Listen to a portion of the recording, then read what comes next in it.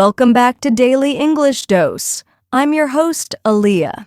Today we're talking about one of the biggest struggles English learners face: how to talk to anyone in English with confidence. Now, before we dive in, I want to tell you something personal. A few years ago, I was traveling abroad. I had just landed in London and I needed directions to the train station.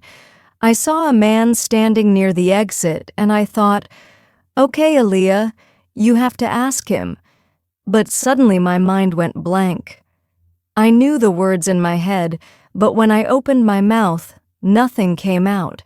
My heart was racing, I was sweating, and I just stood there silently. Finally, I whispered, "Train, station, please?"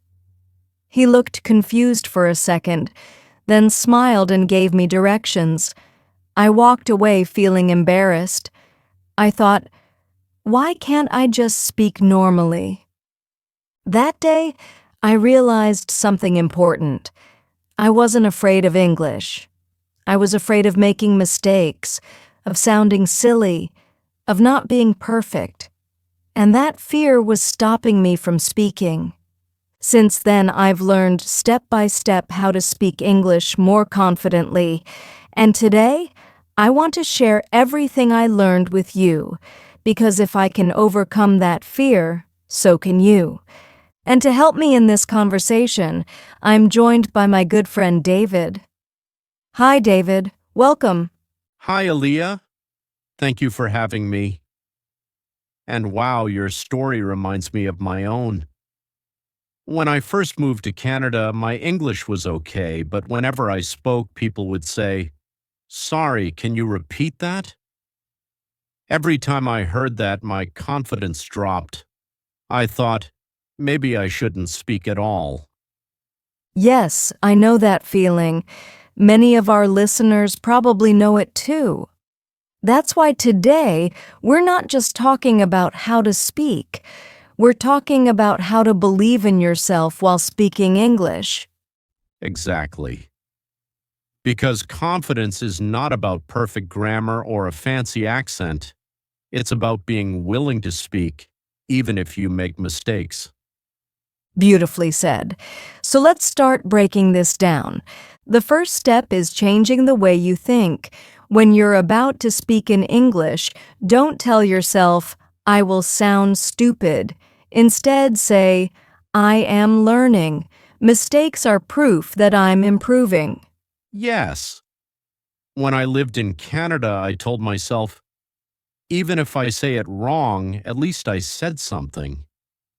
And guess what? People respected me more for trying. That's such a good point.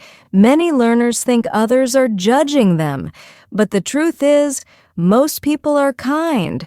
They're not listening for your mistakes, they're listening to your message. Another important thing, slow down. When we're nervous, we speak too fast. That makes our English unclear. Yes, I remember once in a restaurant I was so nervous to order that I spoke like this. "I'll have the spaghetti, please." The waiter just stared at me. Then I repeated slowly, "I would like the spaghetti, please." And suddenly, he understood. Exactly. Slowing down makes you sound more confident, even if your English is simple. Let's try it together, listeners. Repeat after me slowly. "Hello, my name is Alia.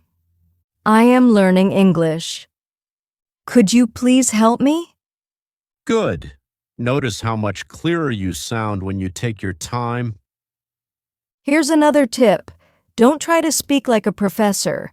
Use simple sentences.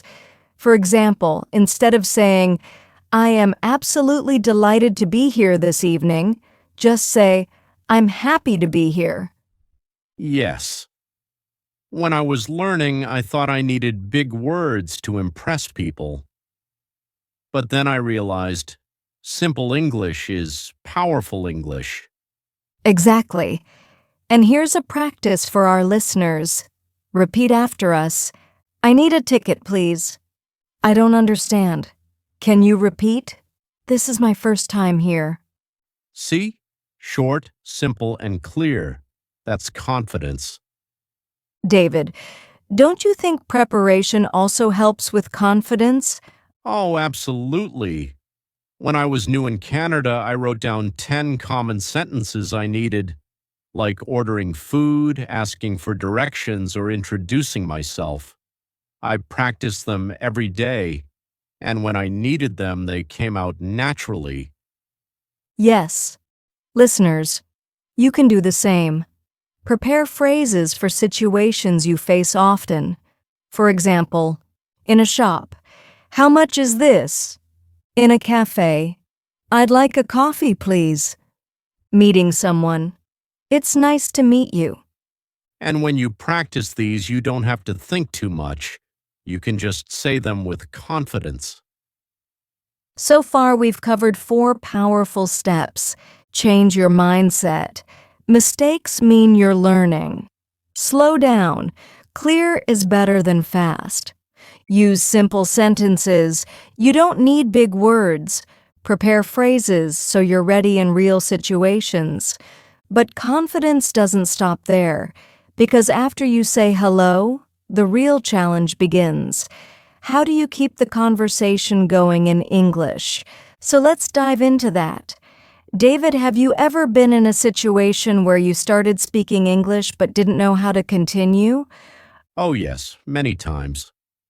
I remember one moment very clearly. I was in Toronto waiting for a bus. A man next to me smiled and said, "Cold day, isn't it?" I quickly replied, "Yes." And then, silence. I froze. I wanted to keep talking, but I didn't know what to say next. Ha ha ha ha, I've been there too. That's the classic conversation killer, when you give one-word answers. Exactly. I realized later that if I had just asked him something back, like, "Do you live around here?" or "How long have you been in Toronto?" the conversation could have continued. Yes, that's such an important trick. Always give back a question. So here's a practical example. If someone says, "Where are you from?" don't just say, "I'm from Pakistan." Add a question, "I'm from Pakistan. Where are you from?" Exactly. That way, the conversation keeps moving like a ball being passed back and forth. Listeners, let's try this together. Repeat after us. I'm from England. Where are you from? I'm learning English. How long have you been speaking English? I like this place. Do you come here often? Good. Remember, English conversations are like tennis. You hit the ball and then you pass it back. Now let's talk about another big challenge. What do you do when you don't understand what someone just said in English? Ah, yes, that used to terrify me. In my first job in Canada, my manager once told me something quickly, and I had no idea what he said. I just nodded. Later, I realized I had completely misunderstood the instructions. Ouch, that must have been awkward. Very awkward. After that, I decided never to pretend again. Instead, I learned polite phrases like, "Sorry, could you repeat that more slowly?" "I didn't catch that. Can you say it again?" "Do you mean, and repeat what you understood?" That's such a lifesaver. And you know what? People don't get angry when you ask. They actually respect you for trying to understand. Yes, and asking for repetition is a sign of confidence, not weakness. Listeners, repeat these phrases after me. Sorry, could you repeat that more slowly? I didn't catch that. Can you say it again? Perfect. Use these whenever you feel lost and you'll instantly feel more in control. David, let's talk about nerves. Because even if we know the words, our nerves can still block us. Yes, I used to shake when speaking English in meetings. My heart would race and I'd think, don't make a mistake, don't make a mistake. And of course, that made me forget everything. I totally understand. You know what worked for me? Breathing. Before starting a conversation, I take a slow, deep breath and remind myself, it's just English. It's not life or death that instantly calms me. That's a great tip. For me, I used a trick called the 3-second rule. When I was scared to speak, I'd count 1, 2, 3, and then just start speaking before my brain could stop me. Oh, I love that. That's so practical. So, listeners, try this. The next time you're nervous to speak English, count 1, 2, 3, and then just go for it. Yes. Confidence grows when you act, not when you wait. Another trick for confident English is knowing safe topics, because sometimes we get stuck thinking, what should I talk about? True, but in English, small talk is very common. You don't need big ideas, you just need everyday topics. For example, the weather. It's sunny today, isn't it? Food. That smells delicious. What is it? Compliments. I like your jacket. Where did you get it? Yes, and these work everywhere, in the bus, at a party, even at the office. And here's a secret. English speakers actually enjoy small talk. It's not empty, it's a way to start trust. Okay, listeners, try repeating after us. It's a beautiful day, isn't it? That looks interesting. What is it? I like your bag. Where did you get it? See? Simple, friendly, and confident. Here's another powerful confidence trick. Share mini stories. Instead of just giving short answers, add a little detail. Yes. For example, if someone asks, how was your weekend? You can say, it was good. I watched a new movie on Netflix. Have you seen it? That invites the other person to continue. Exactly. Let me give you one from my life. Someone once asked me, how was your day? Instead of just saying, fine, I said, it was fine, but I had a funny moment. I missed my bus because I was too busy listening to music. That made the person laugh, and we started talking about favorite songs. That's a great example. Many stories make you sound more natural in English. So let's recap what we've learned in this part. Keep conversations going by asking a question back. If you don't understand, politely ask for repetition. Handle nerves with deep breathing or the 3-second rule. Use safe small talk topics like weather, food, or compliments. Share mini stories instead of short answers. Yes, and with these tricks, you'll never run out of things to say in English. Exactly. Many learners speak English like a robot, flat, no rise or fall in the voice, but English is full of music. If you want to sound confident, use intonation. Yes. For example, if you ask a question, your voice usually goes up. Really? Or if you're sure, it goes down. That's great. Listeners, try this with us. Rising. You're from Canada? Falling. You're from Canada. See the difference? Intonation is like body language with your voice.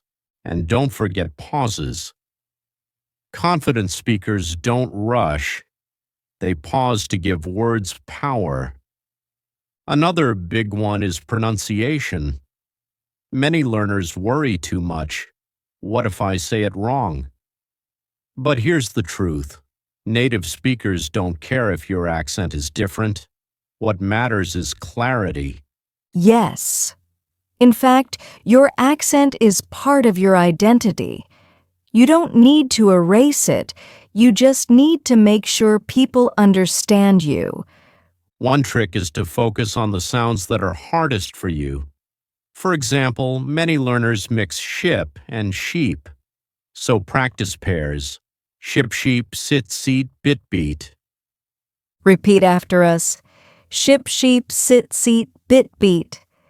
I remember once I ordered sheet at a shop instead of sheet of paper. The shopkeeper looked very confused. Ha ha ha. See? Mistakes happen, and that's okay. Just laugh and move on.